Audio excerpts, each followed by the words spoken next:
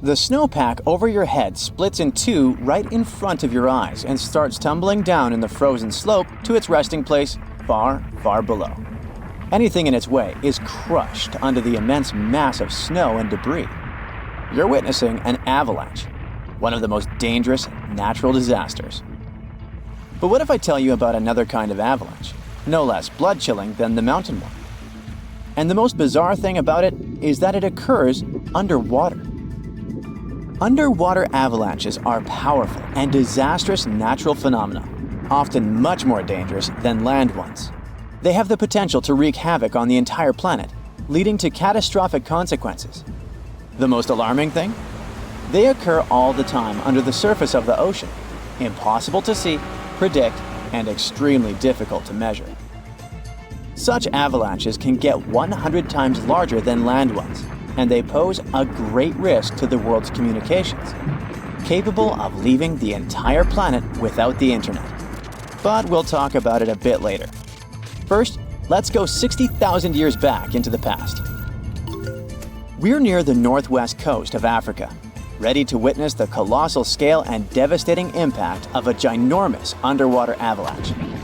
It started as a quite small underwater landslide in the Agadir Canyon. At first, it was just 0.35 cubic miles of material, but in no time, this mass increased more than 100 times in size while traveling across the Atlantic Ocean floor. As the avalanche sped up and grew, it picked up gravel, sand, rocks, and mud. It carved a devastating path through one of the world's largest submarine canyons, wiping out all forms of animal and plant life on its way. The disastrous flow was so powerful that it literally eroded a 250-mile stretch of the canyon, cutting hundreds of feet into its sides and damaging a total area of 1,740 square miles. That's the area of more than 3.5 New York cities. As for the force of the flow, it was so immense that it propelled massive boulders up the canyon walls to heights of up to 430 feet. Before scientists discovered the evidence of this catastrophic event, they had seriously underestimated the scale of destruction caused by submarine avalanches. By the way, these devastating catastrophes can start not only far away in the ocean, but also at estuaries. Let's go back to 14 January 2020 and see for ourselves. A turbidity current, a rapid, downhill flow of water containing a lot of sediment, rushed more than 680 miles from the Congo River estuary in the deep sea. This current appeared due to two factors: terrible flooding along the Congo River in late December 2019 and unusually large spring tides. This resulted in an avalanche of sand and mud. Its volume was equivalent to 1/3 of all the sediment produced annually by all the rivers in the world. This sediment avalanche accelerated, increasing in speed from 17 feet per second in the upper part of the Congo Canyon to 26 feet per second when it reached the end of the channel, almost 700 miles away from the coastline. This route made it the longest avalanche of sediment ever measured on our planet. 2 days later, the flow reached the deep ocean. The avalanche broke 2 seabed telecommunication cables, cutting internet data speeds all the way across West, Central, and South Africa.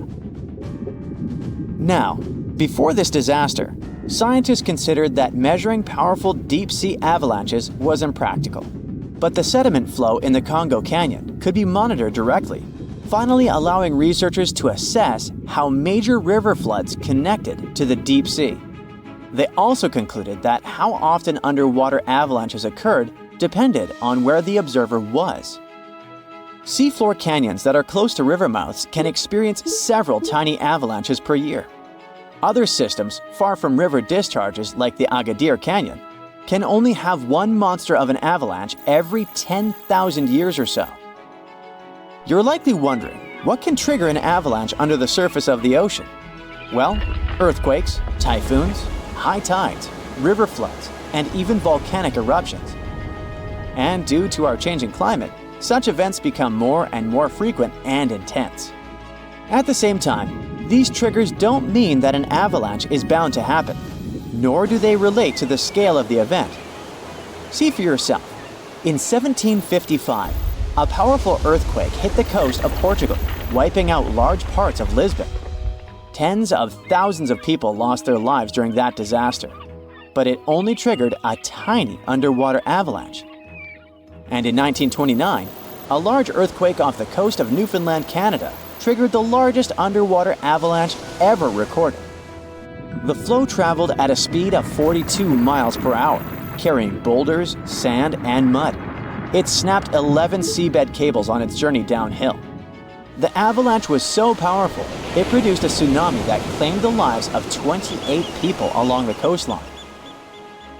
Now, submarine avalanches are totally invisible because they happen deep under the ocean surface, which makes them extremely hard to study. But we must find a way because these flows are super important. They transport sediments, nutrients, and even pollutants across the ocean floor.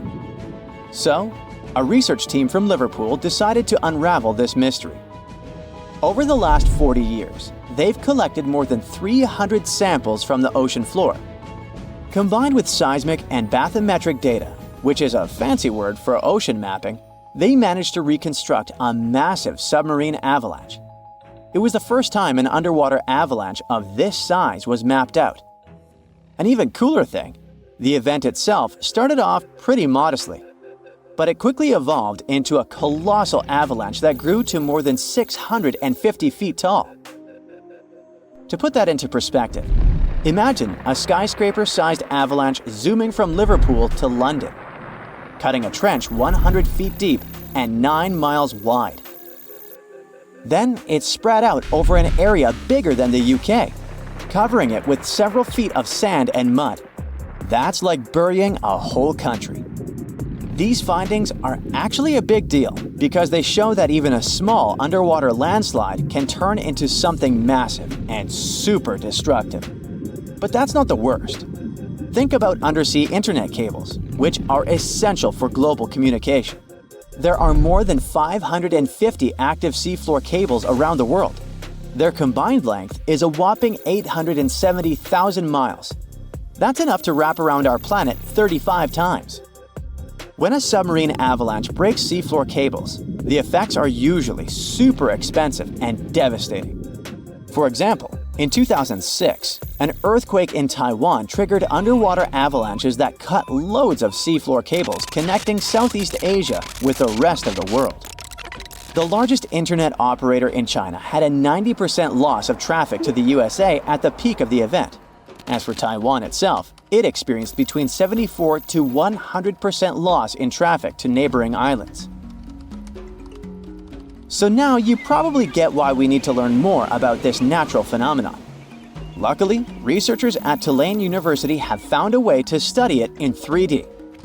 Previous studies only looked at submarine avalanches in 2D, which didn't give the full picture of how they actually behaved. The new research focused on how underwater flows interacted with mini basins, natural features on the ocean floor that look like shallow bowls. Despite being called mini, these bowls can be huge, up to 4 square miles. When turbidity currents flow into these mini basins, they don't just stop.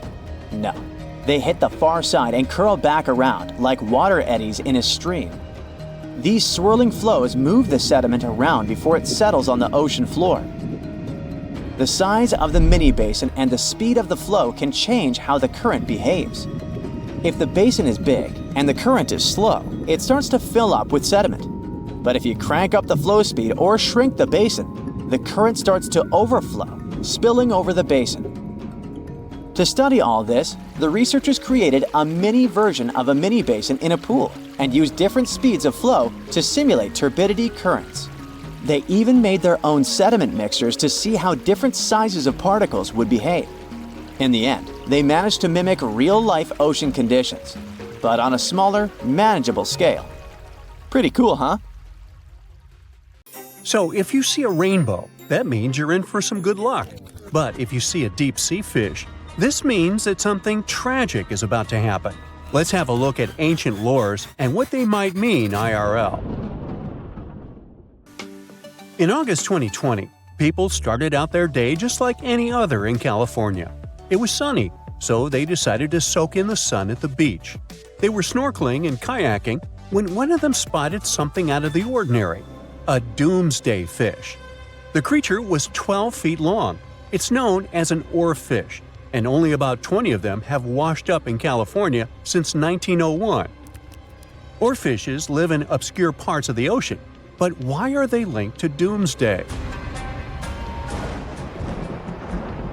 Japanese folklore says they are harbingers of disaster. These creatures were once thought to be sea serpents, and they are known as the messenger of the beautiful palace at the bottom of the ocean. The thing is, they only left the beautiful palace to warn humans about a disaster. That's why they're mainly known as bad omens. And when you see one, you can expect to see a tsunami or an earthquake right after. Even oceanographers confirm that this is a famous association. Now here's where it gets weird. The oarfish washed up near San Diego shores on the 10th of August. And then, on the 12th of August, a magnitude 4.4 earthquake hit Los Angeles. That's not the first time it happened.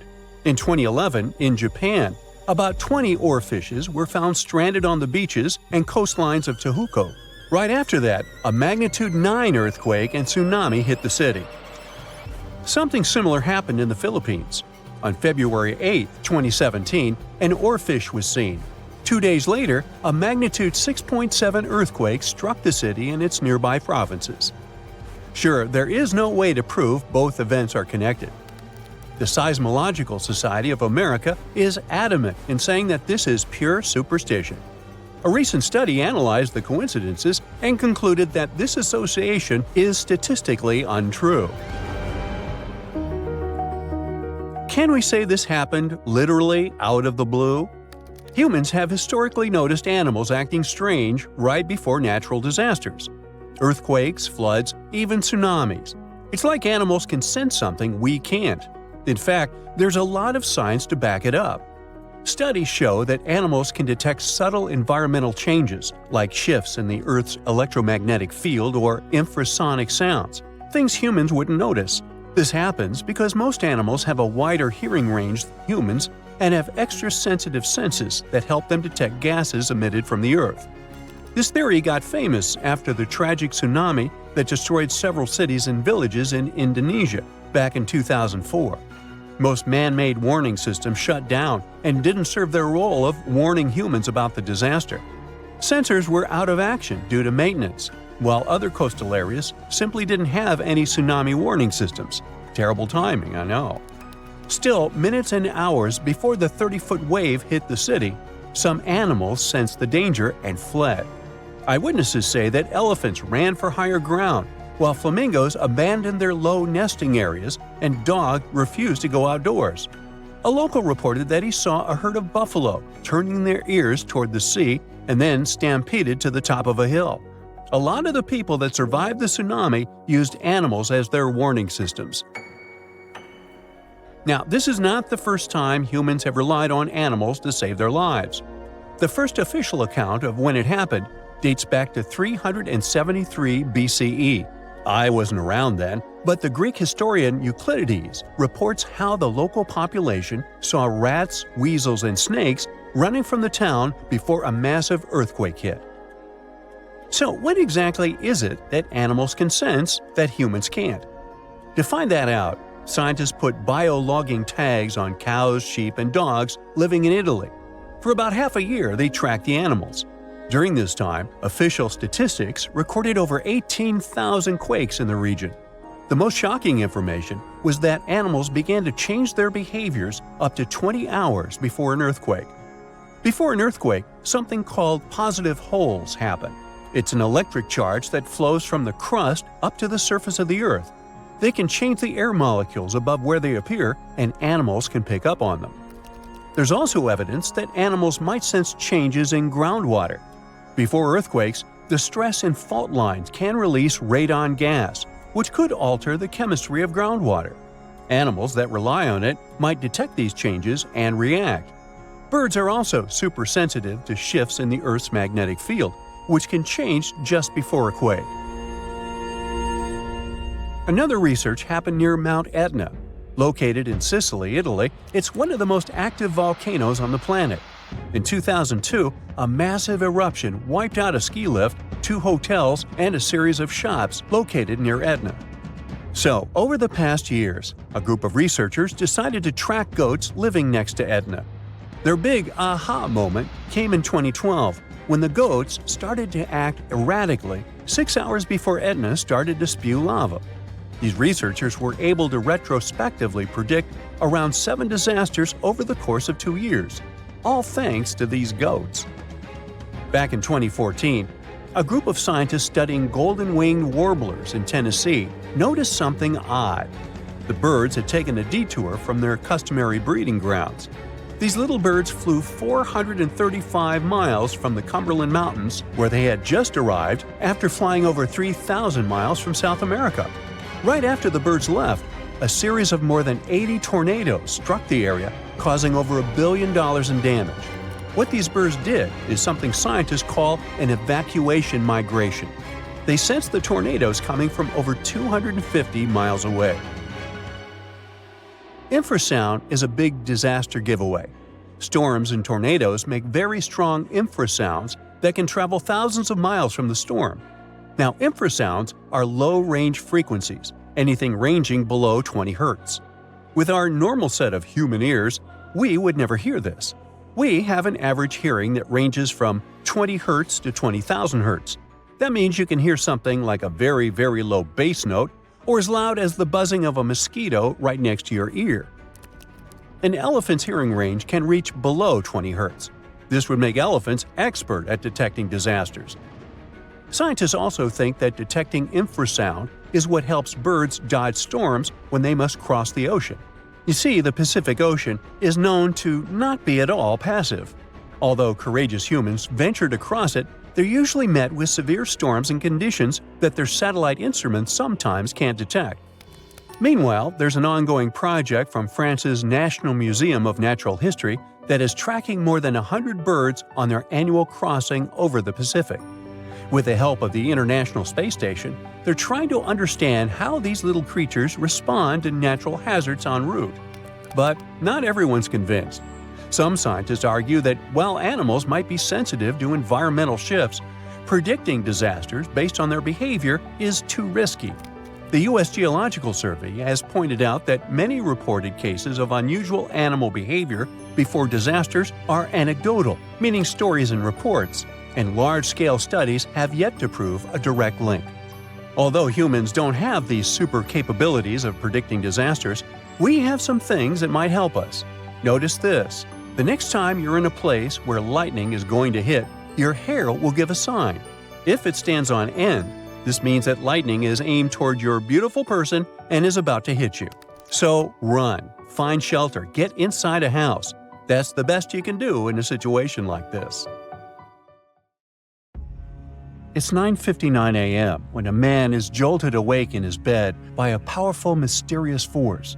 While he's trying to figure out what's going on, a giant 100-foot-tall column of water is already surging toward his hometown. In 20 minutes, most of his friends and family members will lose their lives when a sky-high wall of water sweeps away buildings, trees, and cars. And it can happen to you at any given time. It's the day after Christmas in 2004. Thousands of tourists from Europe and America are enjoying tropical beaches in Thailand, Sri Lanka, and Indonesia when a powerful undersea earthquake strikes off the western coast of northern Sumatra, Indonesia.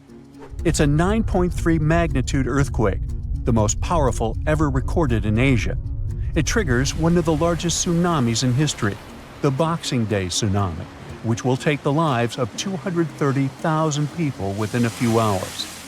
The city of Banda Aceh in Sumatra, Indonesia, home to 260,000 people, is the closest to the earthquake's epicenter.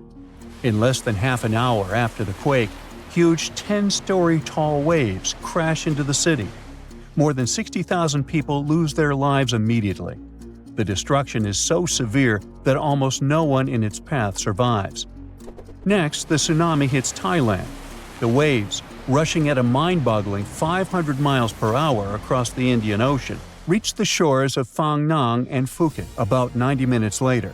Despite such a significant time gap, Both locals and tourists are caught totally off guard.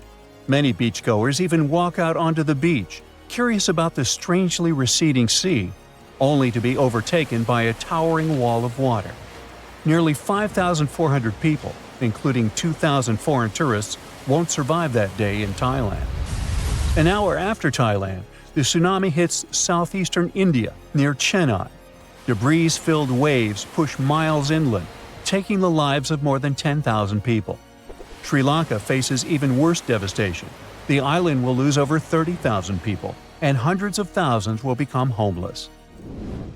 The tsunami's incredible strength is evident even far away.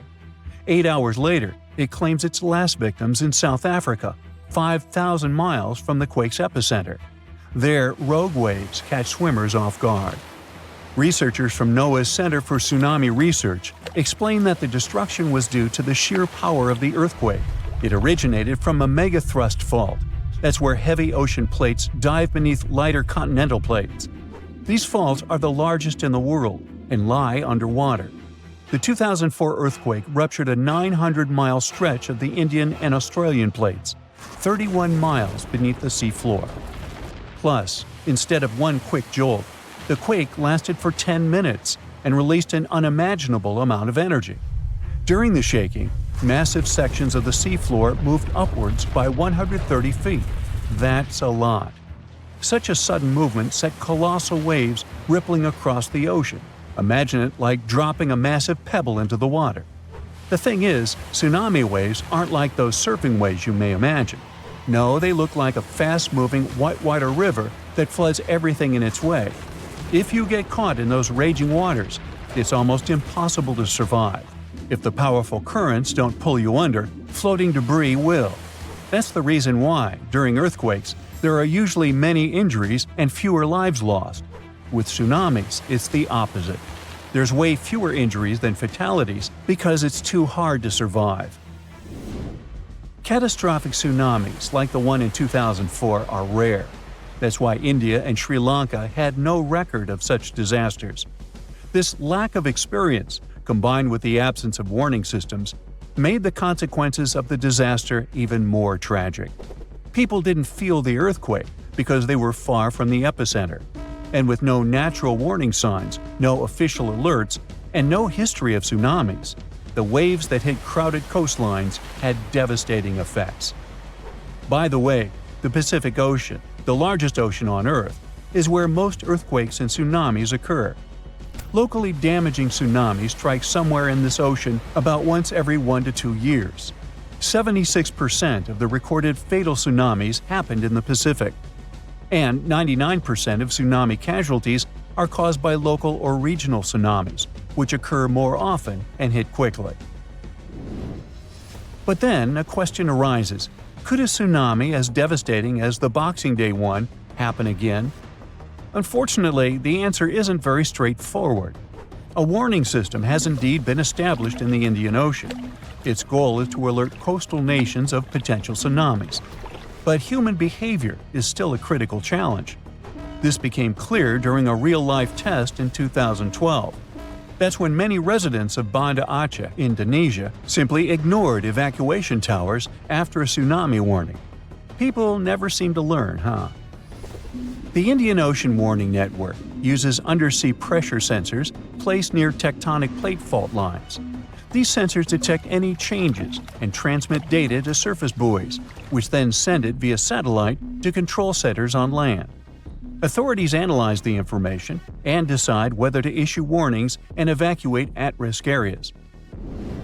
Aceh, located on one of the world's most active fault lines, implemented additional safeguards. They installed sirens in coastal cities, and people get alerts on their cell phones.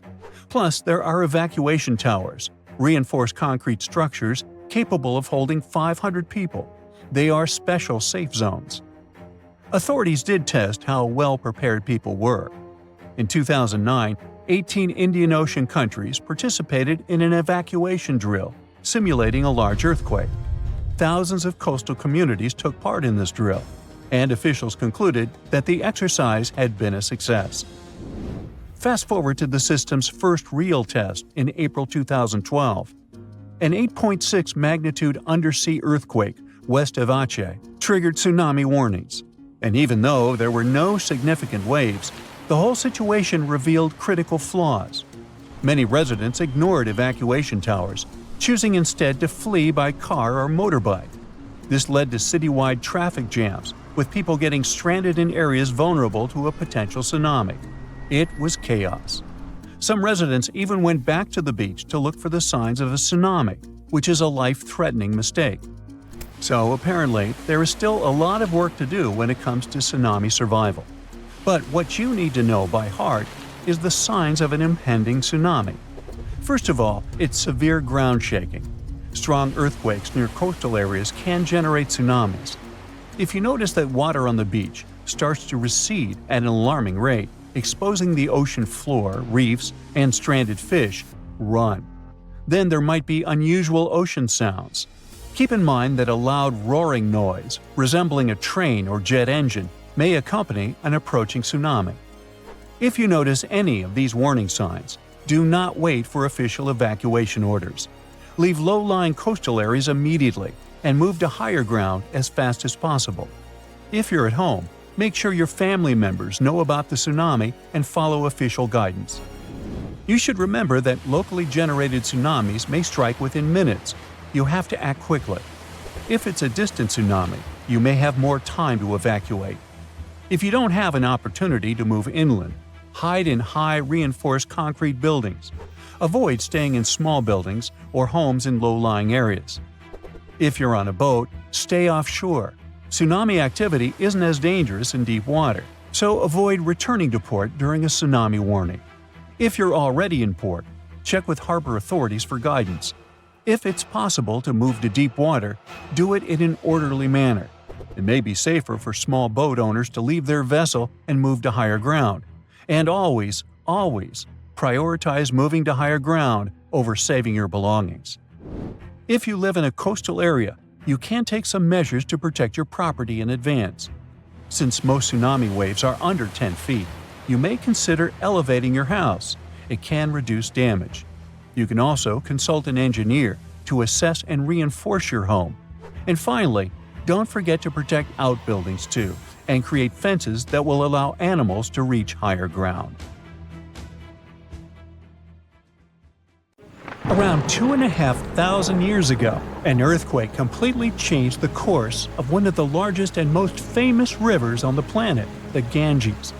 Now, it's normal for rivers not to sit in one place, so if you live next to one, it could also just disappear without a trace or flood the whole city one day.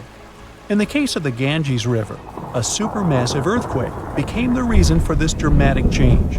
Scientists say it might happen again, and it would be a huge problem for millions of people who depend on this river. The Ganges River starts as small streams in the Himalayas and travels a long way, over 1,500 miles. Along its journey, it meets other big rivers before all the water flows into the Bay of Bengal. The Ganges has the largest delta in the world among all rivers. Just like many other rivers in the region, it slowly changes its path over time. These changes, if they happen when a river wears away its banks, usually takes a long time, sometimes decades. Scientists have discovered that the Ganges-Brahmaputra river system has shifted several times over the last 6,000 years. When they looked at satellite images of the Ganges Delta, they noticed something interesting. There was a crescent-shaped dip in the ground about 28 miles away from where the river is flowing now. This depression was over 1 mile wide and stretched for many miles. They thought it might have been an old main channel of the Ganges River a long time ago. In 2018, the team decided to visit the area to check it out for themselves and take samples to learn more about it. While driving back home, they noticed a pit where someone was digging dirt to create a pond. The next day, they planned to fill it with water, but the researchers spotted something strange in the dirt. There were vertical bands of light-colored sand mixed into the darker mud. These special layers are clues from the past. They show that an ancient earthquake made sand and water shoot up from below the ground and created sand volcanoes that were trapped in time. The scientists studied the sand and mud and figured out that these earthquakes happened around 2,500 years ago and were strong, with magnitudes of 7 to 8. The epicenter was over 110 miles away from the main stem of the river, but it was powerful enough to displace it. It could have affected around 140 million people. The Ganges-Brahmaputra system is close to spots where Earth's tectonic plates meet, so earthquakes happen here often. There's no danger right now, but scientists think that another massive earthquake could happen in the next few hundred or thousand years. It could threaten up to 170 million people. That's about half the population of the U.S. No one can predict exactly when an earthquake will happen or how strong it will be. Learning how earthquakes in the past moved rivers helps scientists figure out patterns and make guesses about similar events in the future. This knowledge could help us prepare better and create safety plans before another big earthquake strikes. Now, the Ganges isn't the only river at risk. The Yellow River, the Irrawaddy River, and rivers in the United States like the Klamath and San Joaquin all face similar dangers. The mighty Mississippi River has also switched its path many times over the last 7,000 years. Right now, there's a huge system of dams and barriers called a control structure in central Louisiana. This structure's job is to stop the Mississippi from spilling over its banks and joining a nearby river. But scientists think that, in theory, these barriers wouldn't handle mega floods. So the Mississippi could break free and change its course again. This would cause massive problems, especially in southern Louisiana. One of the recent examples when a river changing its course caused disaster was the Kosi River in India. In August 2008, over just a few days, the river's path shifted by almost 60 miles, which is a huge change. Floods happen in some parts of the state rather often, but they hadn't seen such strong ones in over 50 years. They affected around 1,000 villages and 3 million people, and about 1 million people had to be evacuated to safety. Since many of these people hadn't faced floods in so long, they weren't ready to handle it quickly. It caused even more damage to their homes and lives. Scientists have been trying for decades to figure out what exactly makes rivers suddenly change their course. A new study explains that two things work together to make a river to do it. This process is called avulsion. First, there's the setup, which is like building up tension before something big happens. Over time, sediment, sand, dirt, and other stuff carried by the river gets deposited in certain places. It either raises the river above the land around it or makes a nearby slope steeper than the river's current path. Then there's the trigger, which is like the final straw that makes everything happen. This trigger could be a big flood, an earthquake, or even something like a pile of logs blocking the water. Now, researchers looked at satellite images of about 170 cases of avulsion from the past 50 years. They noticed these events happen most often near river mouths and near mountains. Rivers were about 3 times more likely to change course in these places than in the areas between them. They also studied 58 river channels in detail, using super clear maps to measure super elevation. That's how high the river is compared to the land around it. They also measured slope advantage. That's how steep a new path might be compared to the river's current one.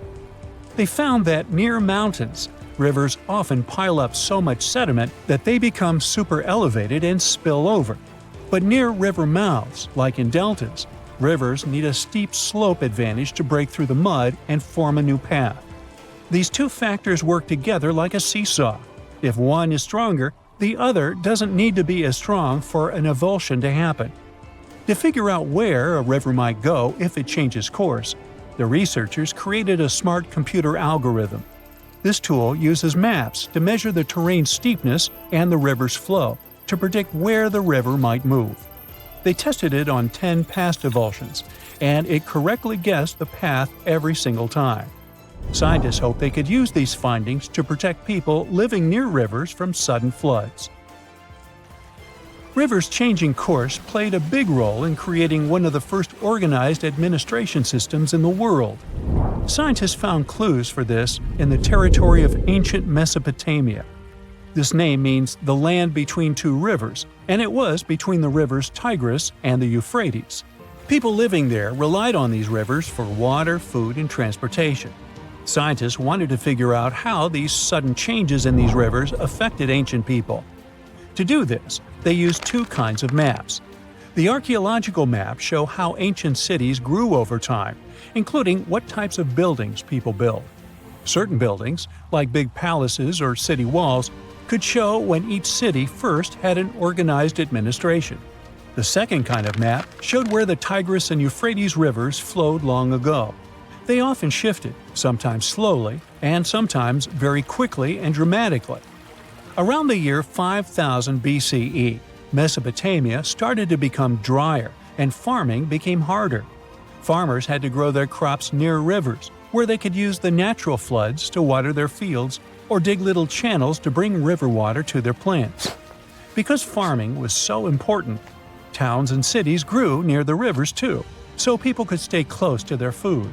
But when a river suddenly changed its course, people didn't give up. They worked together to dig long canals to bring water from the new river path back to their fields. The canals helped them get water again, and the administration buildings showed they were organizing as a community to solve big problems together. It happened 66 million years ago. Hey, it could have been September. A massive asteroid slammed into Earth, bringing along chaos and devastation. The tragic aftermath of the terrifying collision led to the extinction of dinosaurs. Yes, I'm talking about the Chicxulub asteroid that left a massive crater in Mexico and changed life on Earth forever. And now, it turns out it wasn't the only cosmic rock to hit our planet during that time. Scientists have just confirmed there was another asteroid. This second space rock wasn't as big as Chicxulub, but it still packed a punch. It crashed to the ground off the coast of West Africa, smashing into the ocean and leaving a crater called the Nadir crater. And tell you what, it wasn't a small splash. The impact was so powerful, it triggered a whole tsunami. It was more than 2,600 feet high, almost as high as the Burj Khalifa, the tallest man-made structure in the world. But how did we come to the conclusion that there was a second impact? Well, this researcher spotted the Nadir crater in 2022. Dr. Nicholson was looking for some high-tech scans of the ocean floor when he noticed a massive 5.5-mile-wide depression under almost 1,000 feet of water. Well, he thought it could be an asteroid impact crater, but at the time, the evidence he had wasn't solid. But now, scientists have confirmed that this is the real deal. A second asteroid did hit Earth during the dinosaur extinction era. Now, let's see how they figured all this out. For one thing, there were those super high-resolution 3D seismic images. They allowed researchers to peel back layers of the ocean floor and get a crystal-clear look at the crater. It was like going from a blurry old ultrasound to the kind of 3D scans where you can see every little feature. Their findings confirm that the crater was left by an asteroid, somewhere between 1,500 to 1,640 feet wide. And it didn't just create a hole in the ground. The impact was so intense that it produced a central peak, formed escalating ridges around the crater, and even left a damage zone that stretched out for thousands of miles. Using those super detailed images, the scientists have managed to reconstruct what happened right after the asteroid hit the surface of our planet. First, it slammed into the ocean, creating an initial bowl-shaped crater. As the shockwave spread, the seabed was shaken so violently that it triggered landslides, and the soft sediment surrounding the crater collapsed inward, creating a noticeable brim. As you already know, the impact also triggered a tsunami, and it was so shockingly powerful that its waves didn't just go outward, they actually turned back towards the crater, leaving huge scars on the ocean floor. And this wasn't just one big wave. No, it was a whole series of them, a train of tsunamis smashing everything in their path. Now, this second asteroid impact is a huge deal for scientists. It's a rare opportunity to study a marine impact crater in such incredible detail. There are only about 20 confirmed marine craters in the world, and none of them have been captured with this level of precision before. Plus, this data allows scientists to test new ideas about how craters form in water. You see, unlike craters on land, marine craters are hidden under layers of sediment, which makes them tricky to study. But with this new 3D imaging, we can look at the crater in all its layers. It's like slicing into a cake to see what's inside. Dr. Nicholson and his team are now dreaming of drilling into the crater and recovering samples from deep below the ocean floor. This would allow them to measure the shock pressure during the impact and figure out what happened in the minutes, hours, and days following the collision.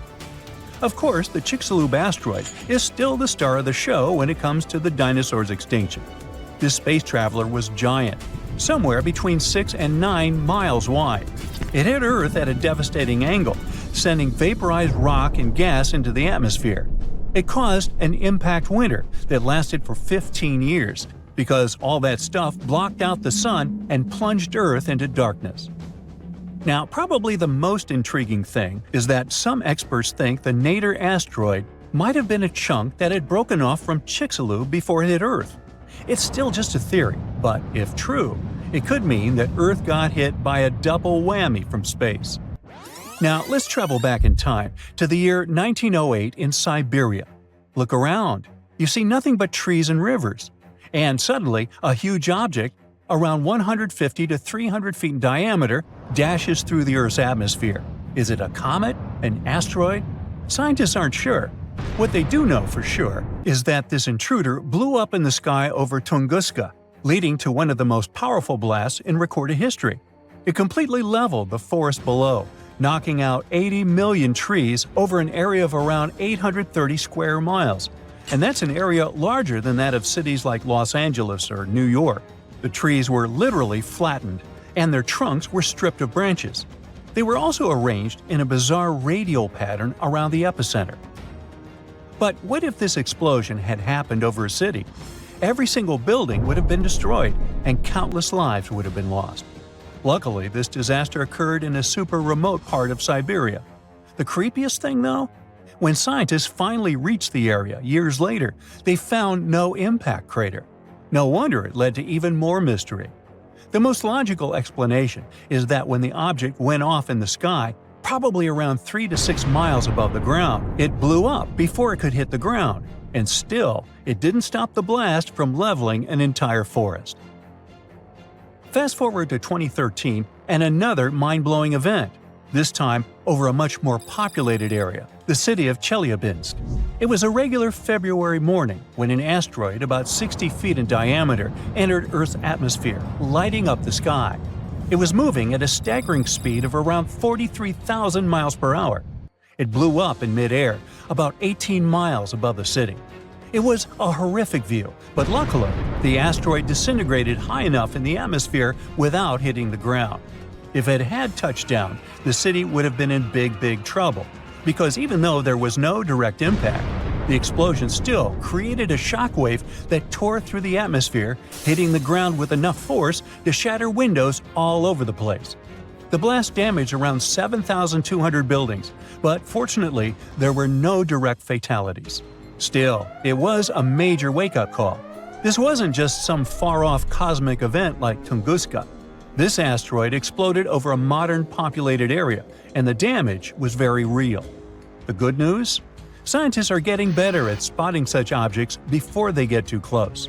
Space agencies around the world, like NASA, are tracking near-Earth objects to figure out which ones could pose a risk. But as we can see from these two events, sometimes space rocks can still sneak up on us. And while the chances of a major impact are low, the stakes are really high. At the moment, there's one asteroid that NASA's keeping an eye on. It's called Bennu, and it's about the same size as the Nadir impactor. Bennu is considered one of the most hazardous objects in near-Earth orbit. According to NASA, there's a small chance it could hit the Earth between the years 2178 and 2290, and the biggest risk date is September 24, 2182. But don't freak out just yet. The odds of the impact are only 1 in 2,700, but still, it's a reminder that Earth is always in the cosmic firing line. My, it's wet out here. In 2016, scientists decided to study the widest part of the Atlantic Ocean, between Africa and South America. It's kind of lonely there. They went days without seeing a single plane or ship. It was mostly just dolphins and whales swimming by. They were in the middle of nowhere. So why? They were floating right above one of the most important geological spots on Earth, the Mid-Atlantic Ridge. It's where two monster tectonic plates meet. Tectonic plates are massive jigsaw pieces that are constantly moving, even though we usually can't feel them. They form the Earth's crust and, in this case, meet beneath the Atlantic Ocean. The researchers floated over the ridge and dropped down some instruments that detect waves, earthquakes, and other vibrations. A year later, they came back to collect the results. At first, the goal was to learn more about the history of the two plates. But the instruments picked up a whole lot more than that. They found out some stuff about the future, too.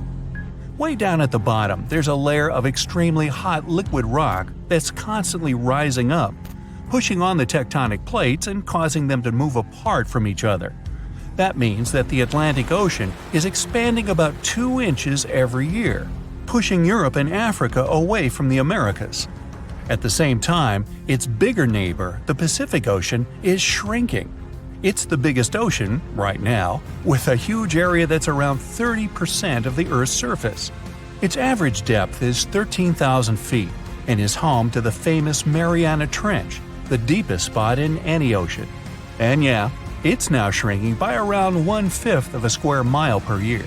Some scientists even believe that eventually, millions and millions of years from now, the Pacific Ocean could completely disappear.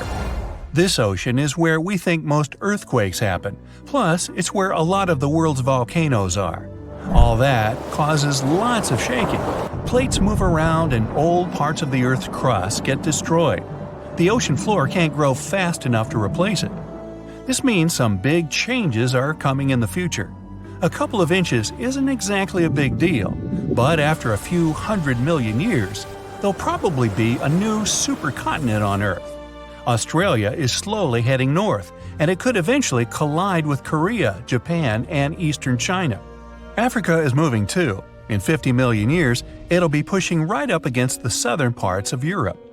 Since it's all happening so slowly, I've had a chance to think up some future scenarios. Okay, not me. A bunch of super brainy scientists with even brainier computers. The first scenario, a monster landmass called Novo. The Americas would slam into Antarctica, then they'd team up and head over to Africa. Meanwhile, Africa would have already smashed into Europe and Asia. Not bad, at least you'd save some money on plane tickets. But for most people, it would take an epic road trip to get to a beach somewhere.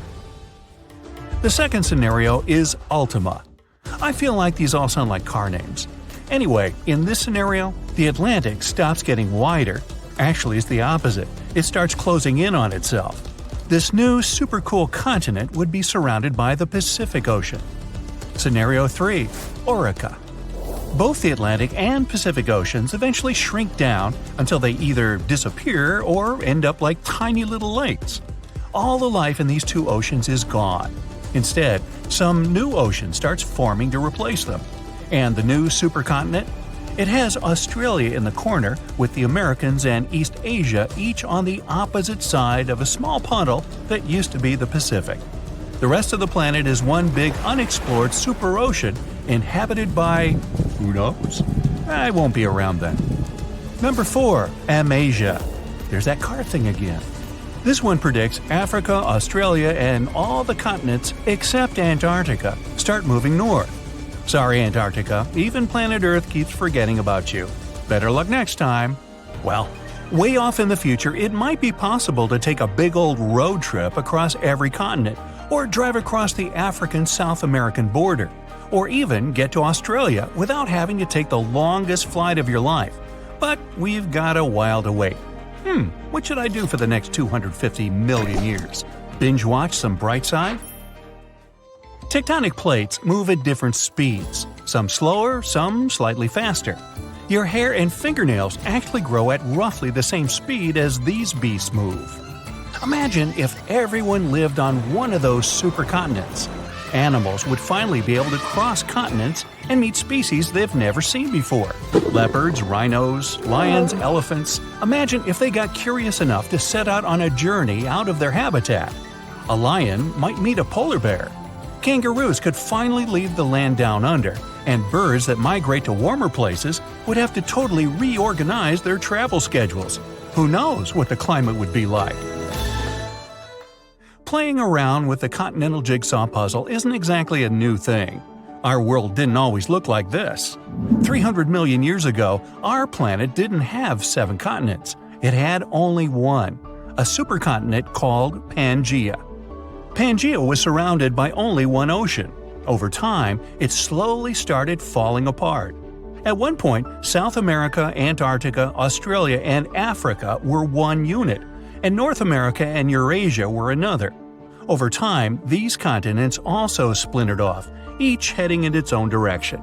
Scientists have discovered many similar plants and animal fossils on continents that are separated by huge oceans. Even when you just glance at a map, you can see how Africa and South America look like two massive puzzle pieces that fit together perfectly. When you look at all the oceans and seas on a map, it may look like they just flow right into each other, like there's only one big ocean and people gave different names to different parts. You wouldn't think that if you've ever been to the place where they meet.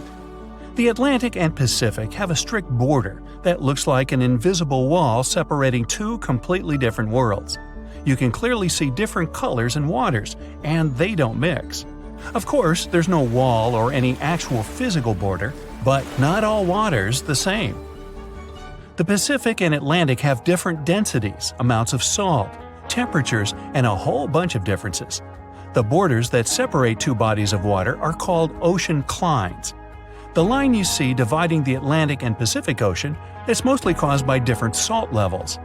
This is what layers of water with different salt levels look like. It's like they're separated with cling film, each one with a different color because it has different things growing in it. To see a clear, noticeable border, one sea or ocean has to be a whole lot saltier than the other. Want to get active and use up all the salt in your house? Pour some colored salty water or seawater into a glass bowl. Then add fresh water on top. Voila! The Pacific Ocean is the less salty one. That's because there are loads more rivers flowing into it. Heavier liquids are heavy, so they should sink to the bottom. But then, why is the border between the Atlantic and Pacific a vertical line and not a horizontal one? First, the difference in density of these two salty beasts may be enough to stop them from mixing, but it's not really enough to send one of them to the bottom with the other floating above it. There's another reason, and it's all about the Earth spinning around. Say you're flying from Chile to New England. If you fly straight north, by the time you get there, the Earth will have turned a bit, and you'd be nowhere near your destination. To get to the right place, the pilot needs to fly in a bit of a curve. That's sort of the same reason that currents move around in different directions. The currents in the Atlantic and Pacific Oceans move away from each other, so they don't really mix at their border, even though they're both just water. Confused? Yeah, me too. Ever wonder why, despite all our advancements in technology and science, there's a vast expanse of our own planet that we barely know about? Believe it or not, over 80% of our oceans remain uncharted territory. It's as if we've got this massive aquatic playground in our backyard, and we've barely scratched the surface. Also, did you know that only about 7% of our oceans have a special tag called Marine Protected Areas, or MPAs? How come this colossal body of water that envelops most of our planet is also among the most vulnerable and misunderstood spaces in the universe? Pressure has a lot to do with it. Our deep ocean is a beast of a place with no visibility, freezing temperatures, and pressure that's so intense that in certain areas it would make you feel like you're having the weight of 50 jumbo jets on your body. No wonder we're having an easier time sending people into space than to the bottom of the ocean. The deeper you go into the waters, the more pressure piles up. But let's not forget we have tech on our side, right? Scientists now use these cool satellite technologies that track the color of the ocean to check how much phytoplankton is there, for example. Why is this important, you might ask? Because these little plant-like critters are actually pretty major players in our big blue oceans. In the grand scheme of things in the aquatic world, phytoplankton is like the bedrock of the ocean food chain. It gives life to almost everything, from the tiny zooplankton, which are animal-like microorganisms, to those colossal, magnificent whales. When these technologies first came around, satellites could get clear images of the ocean faster than a ship could take the same number of measurements in 10 years. But it's not all about looking at the ocean from space. Sometimes you gotta dive in there and see it for yourself. Thankfully, we've come a long way in ocean exploration tech too. We've got things like floats and drifters that ride the ocean currents while collecting data, and a whole fleet of underwater vehicles, some of which are manned, some remote-controlled, and some even autonomous. Remember James Cameron, the guy who made the movie Titanic? He's super into exploring the ocean, and in 2012, he set a record by going down to the Mariana Trench in a vertical torpedo sub. He thinks there's nothing like being in the ocean and experiencing it firsthand. Other companies use a mix of technologies for their ocean explorations. It led them to discover amazing stuff like a deep-sea coral reef near Morocco, the only one still growing in the Mediterranean Sea. They've also discovered new species and documented ones previously thought to live only in the Atlantic. These efforts have convinced local authorities to declare some places as marine parks. As with most scientific areas, the road isn't without its bumps. These expeditions can cost quite a lot, and the lack of detailed maps and data only adds to the challenge. We can't always rely on bathymetric information, meaning the study of the ocean floor, because it's often not available. And that's the tricky part. We need to explore more to know more, but getting the funds for these kinds of projects can be tough when there are so many unknown variables. One particular company's explorations have helped protect nearly 4 million square miles of ocean so far. The data they collect during their expeditions is invaluable. It's used to identify new species, locate vulnerable habitats, and even show where threatened species are being overlooked. Their work helps dismiss excuses from local authorities who claim they lack the necessary information to establish more MPAs. The same company supports a goal known as 30 by 30, aiming to protect 30% of our oceans by 2030. It's a big target, and there's a long road ahead, but ongoing ocean exploration can provide the proof needed to keep more of our oceans safe. We also need to set aside areas for protection and research, even when we don't have all the facts just yet. On that note, some cool scientists have recently stumbled upon a gigantic and mysterious world beneath the Pacific Northwest coast's ocean floor. The best part is, this massive realm of life is pretty much cut off from the rest of the world above, making it like a secret underground club that only the best microbiologists have access to. Picture an active city, except the city is microscopic cracks in the basalt rocks of our oceanic crust, and its residents are microbes. These tiny creatures aren't like you and me. They don't rely on sunlight or the organic products of land and water ecosystems for sustenance. Instead, they thrive on chemical reactions with rocks and seawater. Scientists call this type of life chemosynthetic, which sounds complicated, but it basically means life sustained by chemical reactions. While this sort of life has been found deep in mines and around seafloor hydrothermal vents, the scale at which these creatures are found under the oceanic crust is unprecedented. It might even be the most extensive ecosystem on Earth. A geomicrobiologist from Denmark was part of the team that made this discovery. He claimed that over 50% of our planet's surface is oceanic crust, which is an average of 4 miles thick. Imagine the size of this chemosynthetic party happening down there. This discovery didn't happen overnight. Since the 90s, scientists have found weird tiny holes in the basalt rocks that make up much of Earth's outer crust. They seem like they might have been made by bacteria, but hey, there was supposed to be no life there.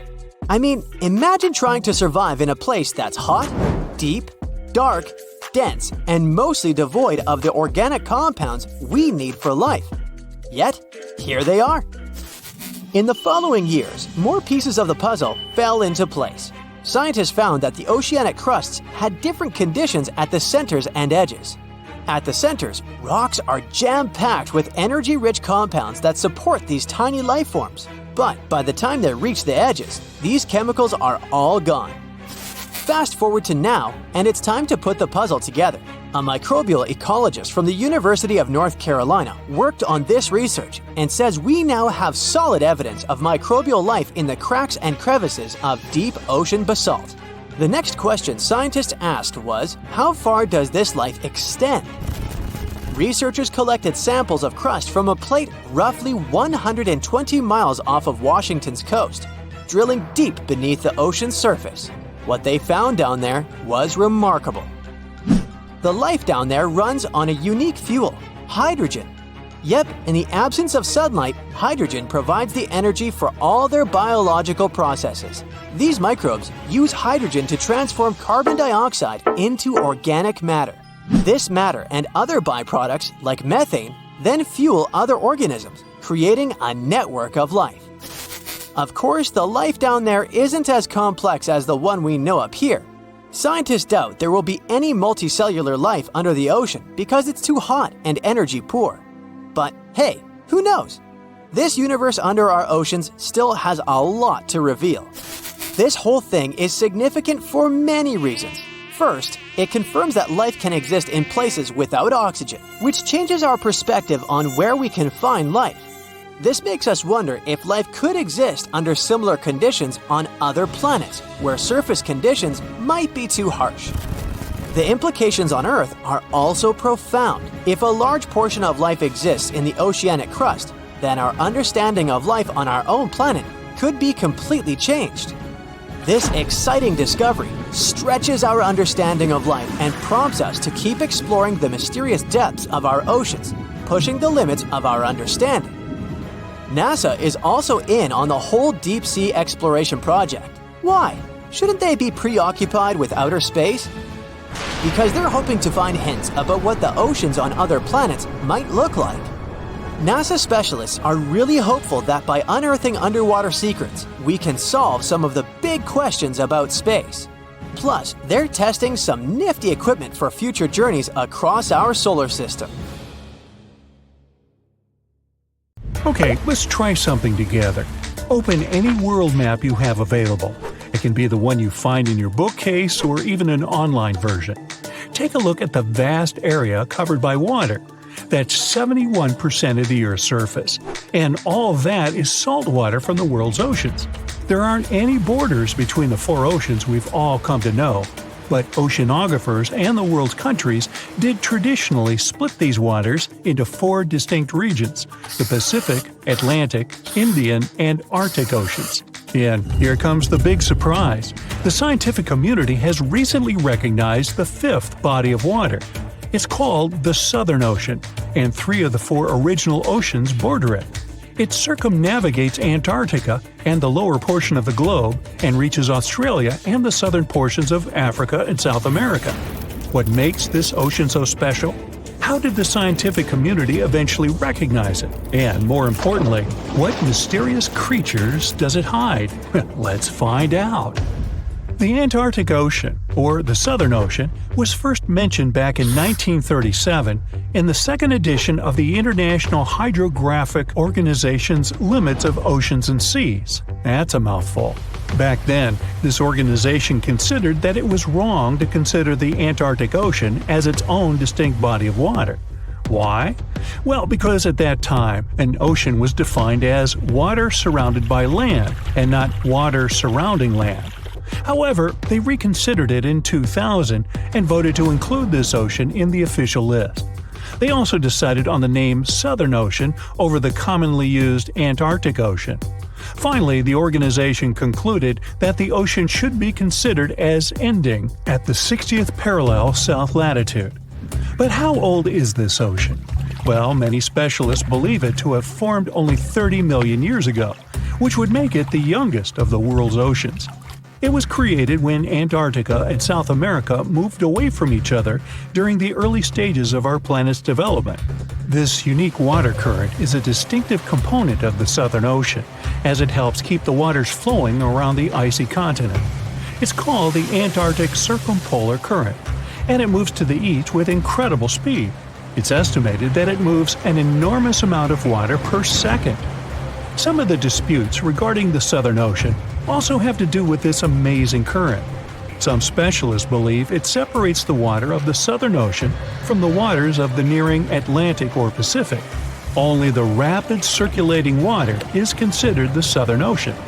On the other hand, though, a handful of scientists say that the current actually makes the naming issue more complex by not limiting the waters to a specific geographic location. They believe that the waters in the current are different in terms of composition from waters in the northern oceans because they are way colder and have a lot more salt. Sailors don't really like this new body of water, mostly because of the frequent cyclone-like storms that it experiences. They happen because of the big temperature difference between the ice packs and the ocean waves.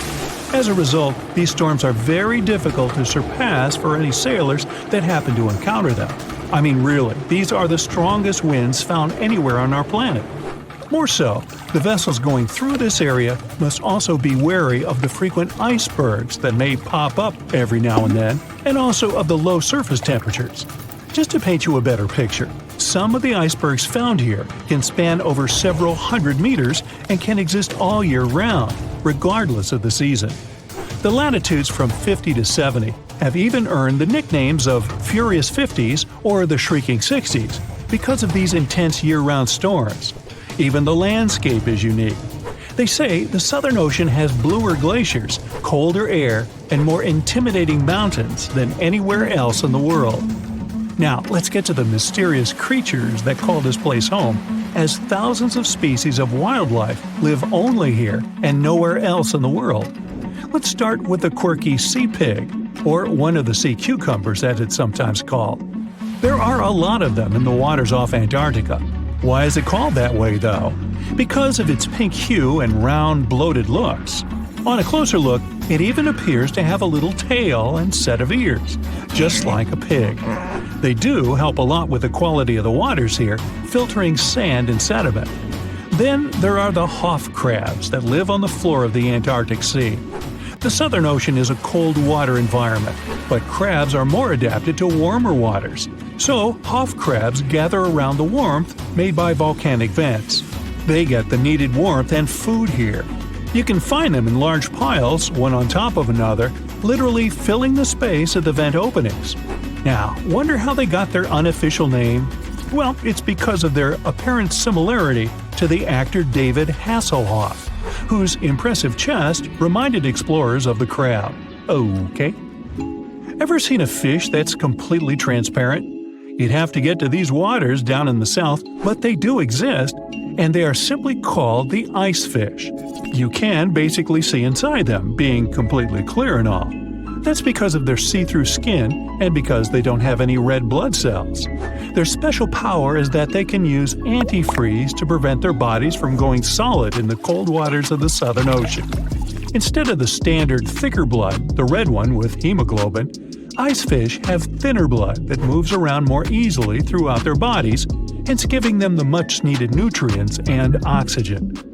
Now, is there a monster hidden in these waters? Some people believe this to be the case, and thanks to recent research, we even have video footage of it. Some Australian researchers stumbled upon a bunch of weird-looking creatures that were swimming near the seafloor of the Southern Ocean. This pink blob-like fish seemed to be propelled by a little pair of fins. To quote them on it, it seemed to resemble a chicken just before you put it in the oven. I'm not sure I even want to know what that looks like. It took them some time and research to identify the monster.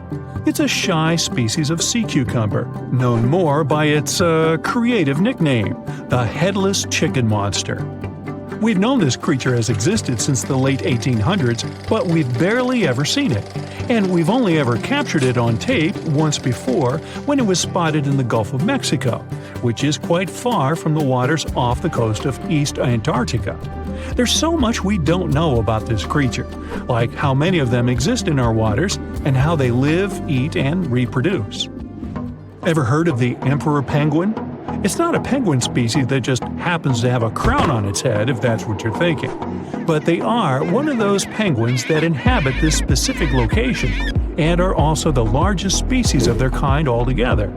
What makes them special is that they make their colonies on the sea ice, and most of them never step foot on land.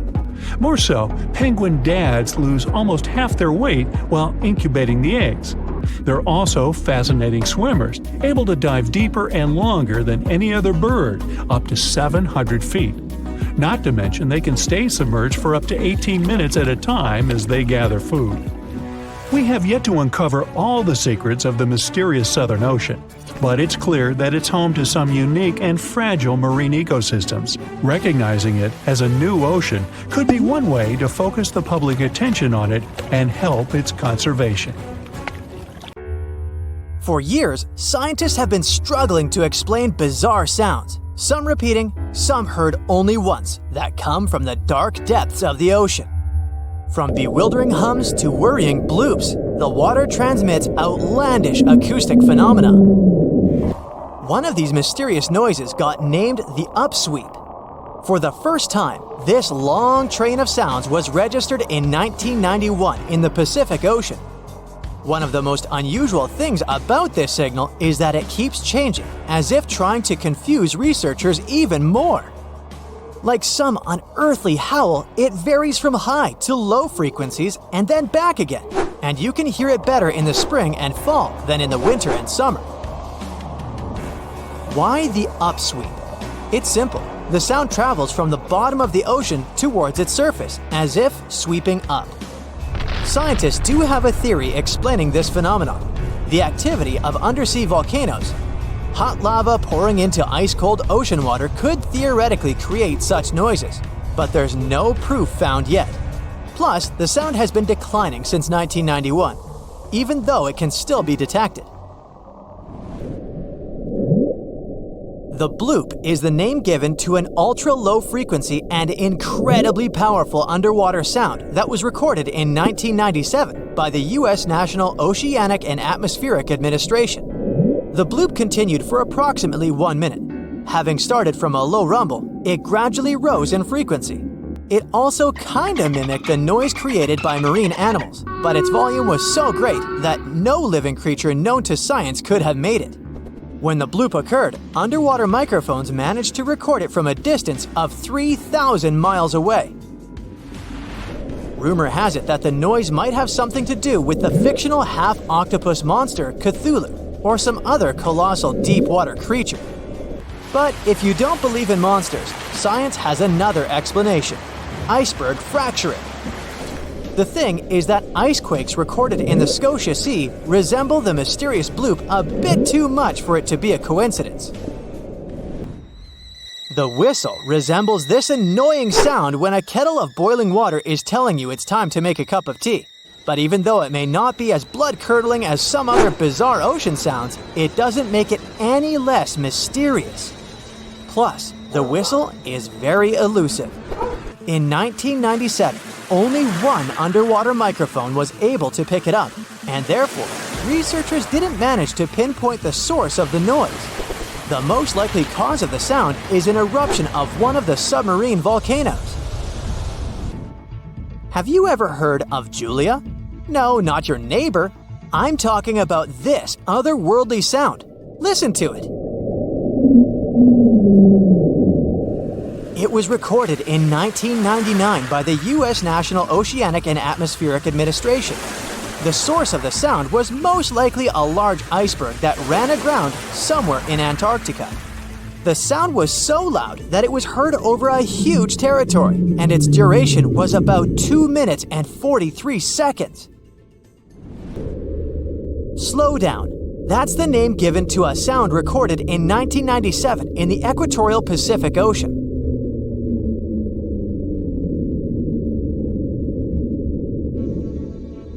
The sound was called this way because it slowly decreased in frequency over 7 minutes or so.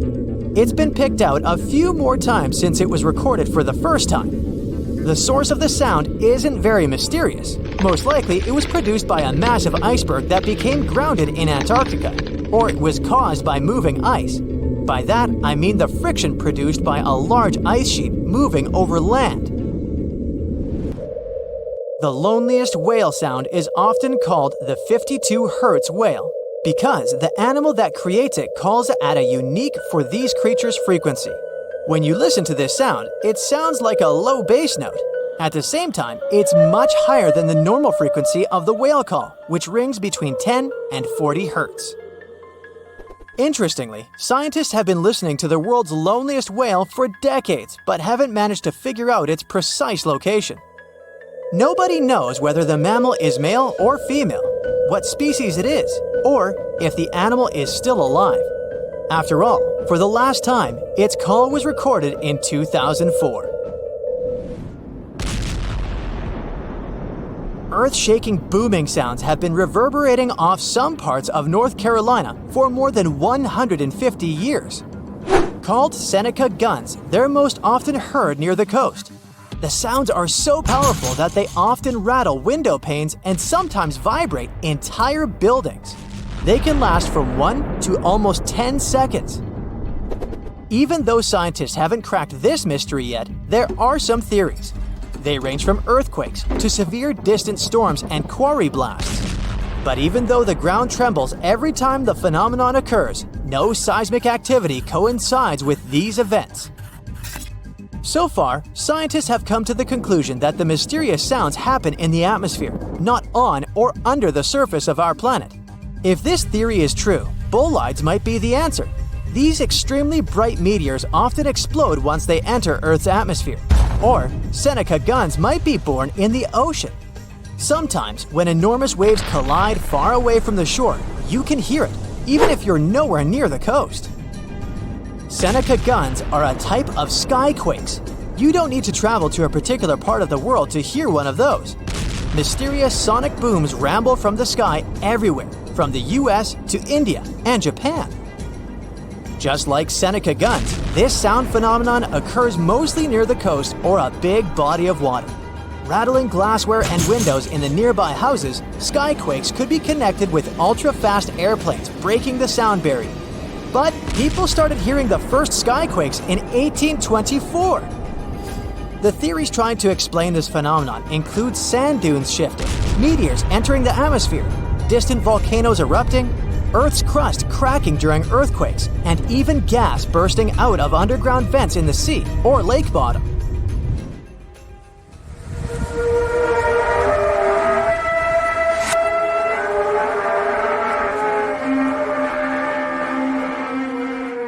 In different countries all over the world, people get paralyzed with fear after hearing otherworldly trumpet sounds that seem to be coming from the sky. The inhabitants of the US, Canada, Australia, Germany, and the Philippines have already heard this hair-raising noise since it was first recorded in 2008.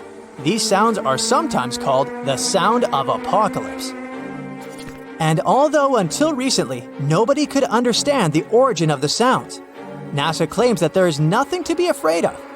The noise can be coming from our own planet. Usually, it's quiet and thus inaudible to the human ear. But when it gets louder, the outcome is the very trumpet sounds that scare people all over the world. Bristol hum started in the 1970s when hundreds of Bristol inhabitants began to talk about a bizarre noise audible only at night. The noise was a low-level hum, and nobody could identify or trace the source of the sound. But the strangest thing about the noise was that one day, it stopped as abruptly as it started. But not before people in other towns across Britain reported hearing similar sounds. Some time ago, the mysterious sound returned. In 2015, a group of French scientists claimed that they had solved the mystery of the Bristol hum. They stated that the culprit was ocean waves that made the ocean floor vibrate. But while it was all good and well, it didn't explain why the sound was around for only several years or why it chose to return. If you ever come to the town of Taos in New Mexico, don't let another strange and unexplained phenomenon send you running for the hills. This phenomenon is a faint, low-frequency hum ringing in the desert air and grating on your nerves. Even stranger, only 2% of people who live in Taos hear this noise. But for those who do, it's unstoppable torture. On top of that, everyone describes the sound in a different way. From a quiet whir to an eerie hum or even persistent buzz. And while some people believe that the Taos hum is the result of unusual acoustics, the others suspect a bad case of mass hysteria. No one has located the origin of the hum yet. On a sunny day, a man was diving in shallow waters near South Africa. At one point, he saw something that didn't catch his eye at first. A pile of shells that looked as if it had been put together. Maybe by some other diver, he must have told himself. But out of all these shells came the most unusual of creatures, an octopus. The gorgeous underwater animal looked straight at the man before swimming away. Impressed by his new acquaintance, the diver started visiting the octopus every day. He watched it use shells and seaweed to protect itself and learned how it hunted and cared for its eggs. All these encounters became the basis for a now famous documentary. In the movie, the diver wanted to study the relationship between a wild octopus and its observer. Initially, the octopus was a bit too shy to let the man get close. But over time, it began to trust him and even explored his body. At one point, the octopus even rested on the diver's chest. The man soon began to look at the underwater creature as his octopus friend. Sure, the documentary did make it look like a true friendship, but that was most likely because of all the close-ups and eerie music. But you can't really know what the octopus is thinking. Maybe what looks like tenderness is just curiosity or confusion.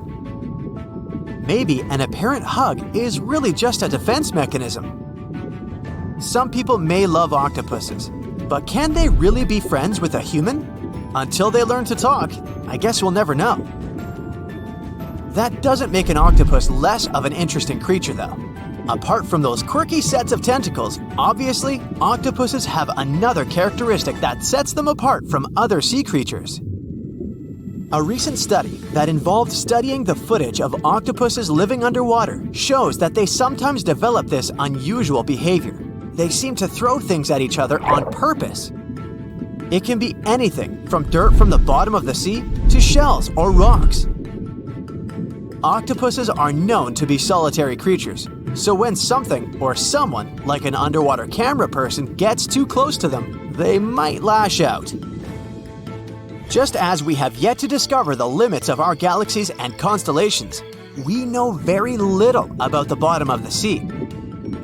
It's one of the reasons why we find it so hard to explain the behavior of some underwater creatures.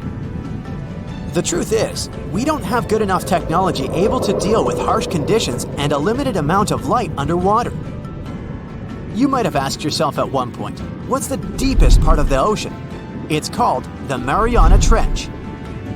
We don't really know exactly how deep this giant hole is, since it's too difficult to measure, but it's somewhere around 6.8 miles deep and 5 times longer than the Grand Canyon. This massive underwater trench was first studied back in 1875 with the help of a weighted rope. Back in 2012, a Canadian film director reached the bottom of the trench in a submersible vessel called the Deep Sea Challenger. Some of the most bizarre creatures on the planet were discovered here, including the Dumbo octopus, the sea cucumber, and the goblin shark.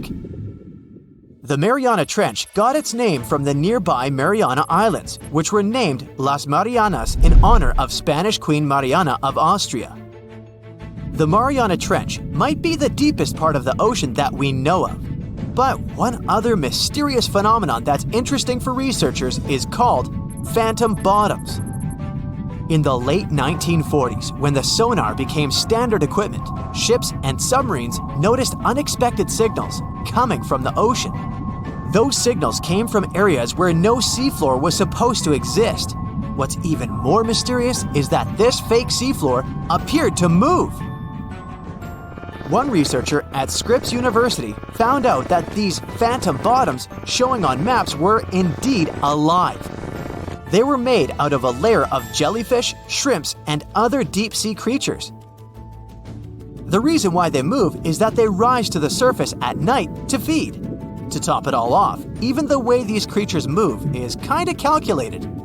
They don't just move randomly, but seem to gather together by species. We used to believe underwater animals behave this way only to avoid being caught by predators. It's a mystery to scientists why they group in the same way to form a fake seabed. Our curiosity about the deep waters doesn't stop at the seafloor. If you went on a vacation to the beach when you were young, you probably remember the fun of digging in the sand. As the hole got deeper, you may have asked yourself, could I dig all the way to the other side of the Earth? None of us have ever found out. Our parents took us home when it got dark and chilly. Scientists are more reasonable when it comes to this subject. For starters, they know the best place to start digging would be underwater, since those regions are already deeper than what we can find on land. They also do not have the ambition to drill a tunnel through Earth. It's not even possible. That's mostly because of the extreme heat and pressure inside our planet. Even if we could technically dig a tunnel, it would not be safe to travel through it. However, reaching the mantle and retrieving a sample would be a huge scientific achievement, similar to landing on the moon. What we live on is called Earth's crust. Underneath it, there are other layers called the mantle, outer core, and inner core. Researchers have been trying to drill into Earth's mantle since the 1960s, but they haven't succeeded. Some failed due to technical issues, and others were unlucky and chose the wrong places to drill. Our planet's mantle is made of molten rock. Wouldn't that be dangerous if we ever reached it? Scientists say we have nothing to worry about, though. If and when the drillers eventually pierce through the crust underwater, hot molten rock won't pop up the hole and spill onto the seafloor like it would during a volcanic eruption. Mantle rocks aren't solid, sure, but they move slowly, at the same speed as your fingernails grow. Another of those famous deep-sea mysteries is that of the 1997 bloop. You heard that right. I'm talking about a weird sound that seemed to come from deep under the waves.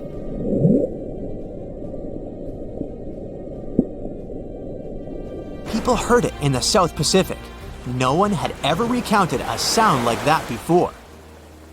Some thought it must have been emitted by a strange creature living deep in the ocean. It didn't help that the noise came from a location mentioned in a story by famous writer H.P. Lovecraft. In his story, it was a creature called Cthulhu that lived there.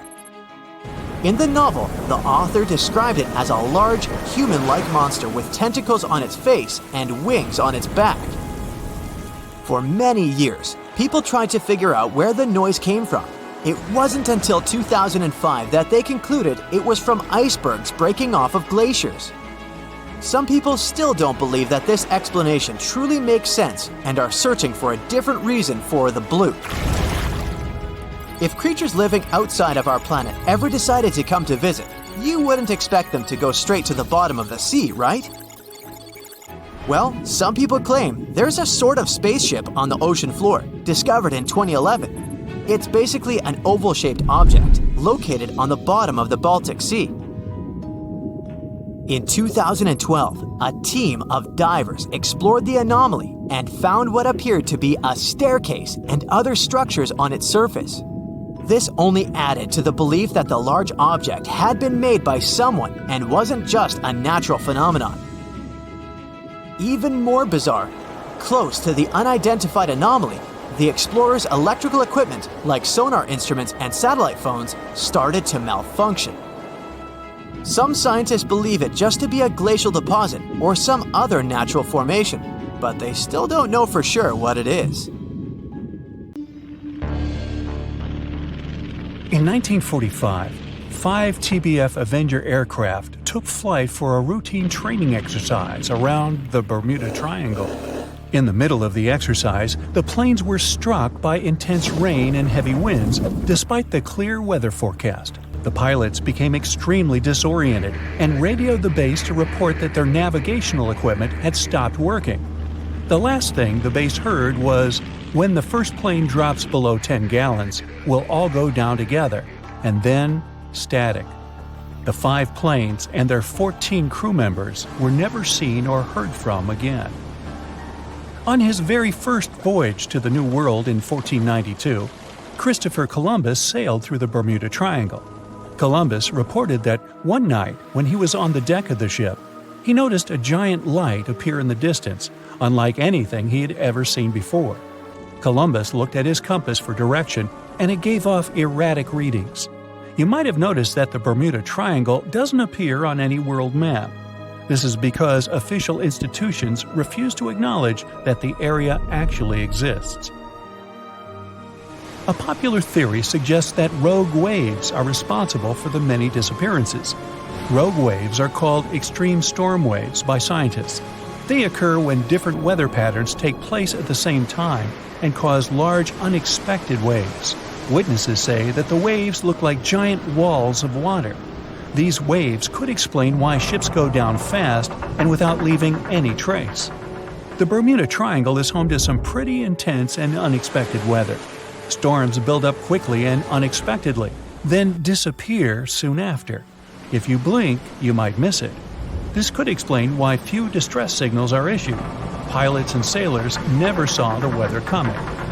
No one knows exactly how many ships and planes have disappeared in the Bermuda Triangle. The rough estimate is 50 ships and 20 planes. Most of the time, the disappearances had no explanation and no wreckage has ever been left behind. Another bizarre theory trying to solve the Bermuda Triangle mystery comes from Charlie Berlitz. He insists that the area is home to the lost city of Atlantis. The missing ships and planes and malfunctioning equipment, according to him, were all caused by rays of energy let out by the special energy crystals that power Atlantis. While this sounds silly, Berlitz's theory was convincing enough that over 20 million people bought his book worldwide. In the year 1800, a large sailing vessel called the USS Pickering departed from the U.S. on its way to the West Indies. The ship sailed into the Bermuda Triangle along with its 90-man crew and was never heard from again. The USS Pickering was the first ever confirmed ship to vanish in the Bermuda Triangle. It's believed that the ship was taken out by a storm, but because no wreckage was ever found, we'll never know for sure. When the TBF Avenger planes went missing, a massive search operation was conducted. Boats and planes searched the Bermuda Triangle for any signs of the aircraft. One of the boats searching was a PBM-5 Mariner airboat. The airboat took flight at 7:27 p.m. and called in a routine radio message 3 minutes later. Then, it was never heard from again. No trace was ever found of the rescue airboat or the 5 Avenger aircraft. An enormous investigation was launched into the disappearance of all these vehicles, but nothing was ever discovered. This particular area of the ocean is one of the most heavily traveled shipping routes in the world. Some skeptics believe that this fact solves the mystery. Statistically, the busier the area, the higher the frequency of accidents and disappearances. While this makes sense, it's not the frequency of disappearances that's responsible for the mystery of the Bermuda Triangle. It's the lack of explanation or wreckage found. On the ocean floor, decomposing organisms let off large concentrations of methane gas that gets trapped under the water. This gas can build up until, boom, it ruptures. The gas surges up to the surface and erupts. If a ship was in the area of one of these ruptures, the water would become much less dense and cause the ship to sink rapidly and without warning. Scientists believe this could be the cause of the many disappearances in the Bermuda Triangle. While this theory makes a lot of sense, it doesn't seem too likely. The U.S. Geological Survey has stated that no large releases of gas are believed to have occurred in this area for the past 15,000 years. The ocean floor is made of rocks containing a lot of magnetite. It's more like iron. Magnetic fields react to high concentrations of magnetite on the ocean floor, which may start a sort of conflict between the two. It can often lead to various weather anomalies and, as a result, navigation issues. And, naturally, any changes in the ocean floor or the Earth's magnetic fields influence the Bermuda Triangle a lot. Since the magnetic field is constantly moving, it might be also taking the Bermuda Triangle with it. Now that people know where the triangle is, it's easy to avoid it. It supposedly moves eastward together with the magnetic poles, but scientists still can't answer where exactly it will be in a couple of years. Some people blame all the disasters on the extraterrestrial paranormal activity. Others suppose it's all about raging natural phenomena. There's another triangle in Lake Michigan. Just like the one near Bermuda, the Michigan Triangle got its shady reputation for some disappearances. The first recorded one dates back to 1679. A large vessel, one of the largest of that time, set out on an expedition, yet once it got in the sinister triangle, it never came back. Much later, an aircraft disappeared in this triangle. The skies are usually very clear there, but back in 1883, some people witnessed abnormal things in the area. Some claim to have seen large blocks of ice falling from the skies, and the crew even managed to save one as hard proof. Meanwhile, the Pacific Ocean mystery area is another sinister triangle.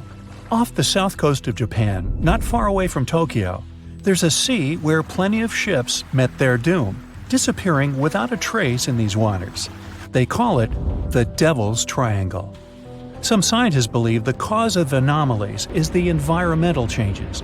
Also, there's a really high concentration of methane hydrates on the bottom of the ocean in the Pacific Triangle area. You're deviating from your original course and sailing in the wrong direction. There's the Caribbean Sea near the triangle, peppered with small islands. The seafloor here isn't deep. The ship can get in shallow waters. And now the ship is stuck on a shoal, and you have no idea where you are.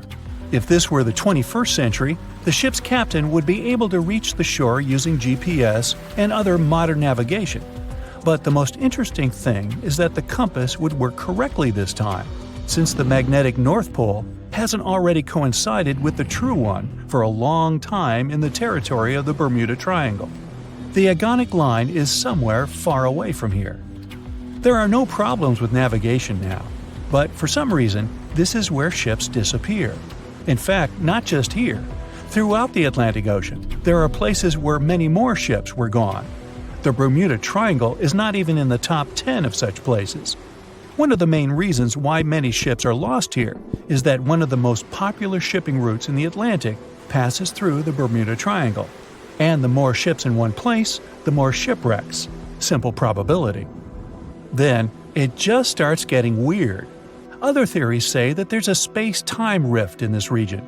Ships and planes fall into this rift and end up in the past or the future. But for some reason, there's not a single proof of this myth. There's no reason to think that the rift is hidden somewhere here. The base of an extraterrestrial civilization is located in the Bermuda Triangle. Visitors from other galaxies steal sea vessels along with the crew, so no one finds the wreckage of the ships. This is also a popular myth that has no scientific justification. The Kraken lives somewhere in the triangle. It's a huge squid that sinks ships and also is a legend that sailors tell each other. However, gigantic squids live in the depths of the ocean. They can grow to the size of half a train car, but no cases have ever been recorded where they sunk a large vessel. And in the area of the Bermuda Triangle, they have never ever been seen. People in the past didn't know about the existence of these creatures, so when they saw them for the first time, they described them as huge, terrible monsters. Giant squids are some of the most elusive creatures on Earth, and scientists had to use sonar equipment to find them. They don't like to leave the dark depths and are likely to be afraid of the sound of any ship. So, that should squash the squid as a suspect. You rub your eyes, trying to make sense of everything. Perfect circular holes in the bottom of the ocean floor off the coast of Big Sur in California. You have no idea how this happened, even though you're a marine biologist who's been practicing it for years. You go through some of the old records and find out that these holes have been around since the 90s. In 1999, a ship-mounted sonar conducted a survey and found 5,200 of these pockmarks, or large holes over 500 square miles, on the ocean floor. They look like moon craters underwater. You contact your team and get the robot ready to go down and explore the scene and bring back a few samples. You and the team drive to the coast and hop on the boat. You're sitting inside controlling the robot with a joystick. Your teammate sets the robot in the water and drives it down. Everything seems normal near the surface, but as the robot goes lower, the pockmarks start appearing. A bunch of boats swift past you, making you lose your balance and focus. The robot turns on the flashlight so you can see better. But as it goes lower, the resolution is less crisp. It almost reaches the bottom, and the holes are smooth and nearly perfect circular shapes. Some of these holes that were visible in the sonar reading measure more than 30 feet across and 15 feet deep. You show the rest of your teammates the images, and they're shocked.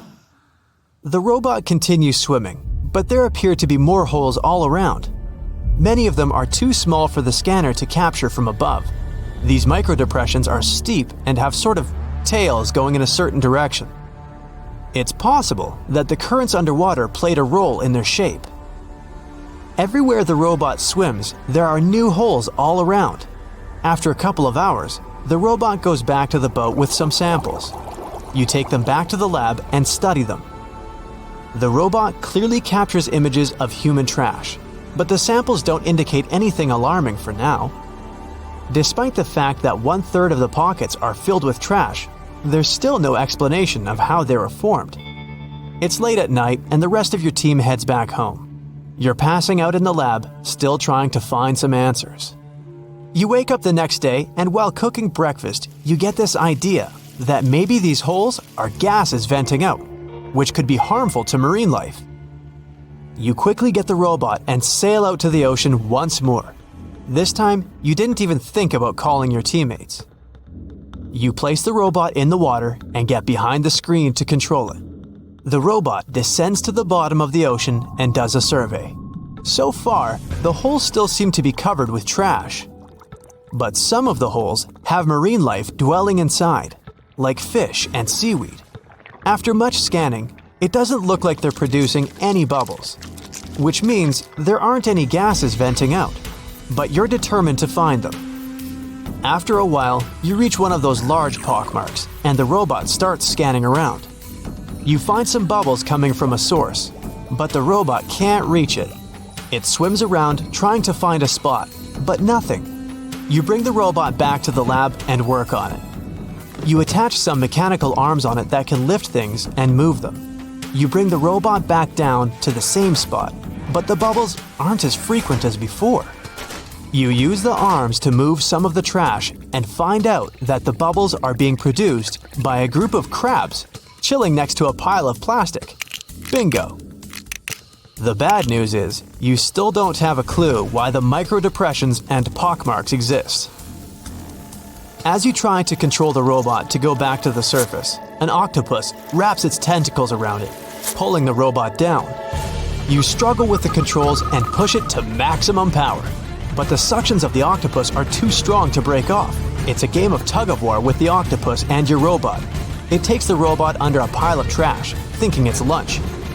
But you use the arms to maneuver the robot out and swim back to the surface. You go back to the lab even more confused. The robot has collected more samples for you to study. Your eye is glued to your microscope, trying to figure out what's going on, but nothing.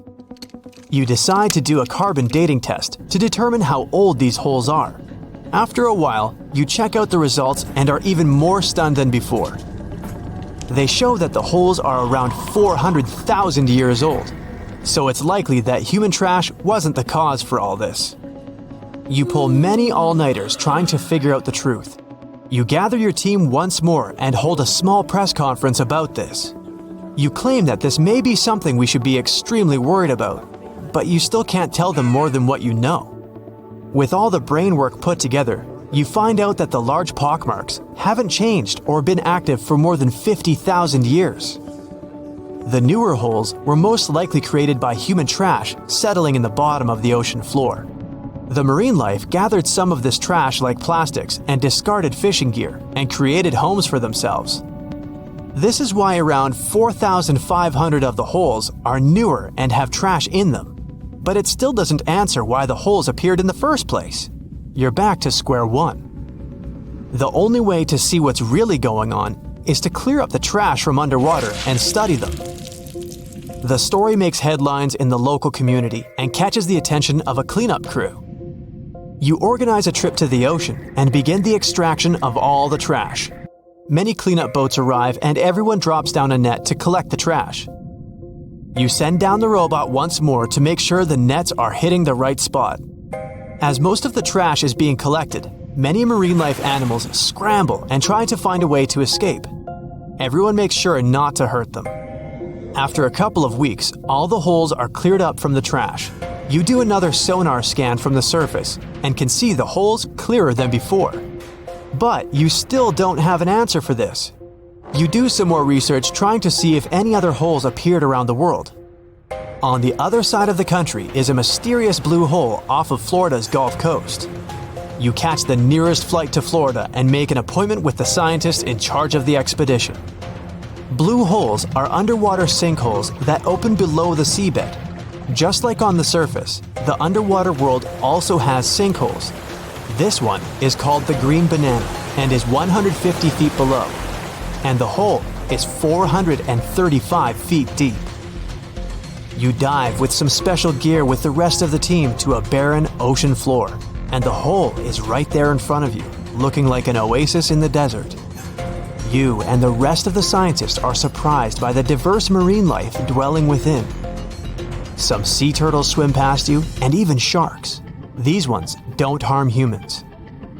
Halfway through, you reach a narrow path, which makes it difficult for humans to pass through. But everyone is careful. There are corals, sponges, mollusks around the corner. You collect some samples and go back to the lab. Blue holes in general are richer in nutrients than barren lands and host plenty of unique marine life. They're quite common and don't pose any sort of threat to anyone. After making the connections, you don't think the holes off the coast of California have anything to do with blue holes. The mystery goes on.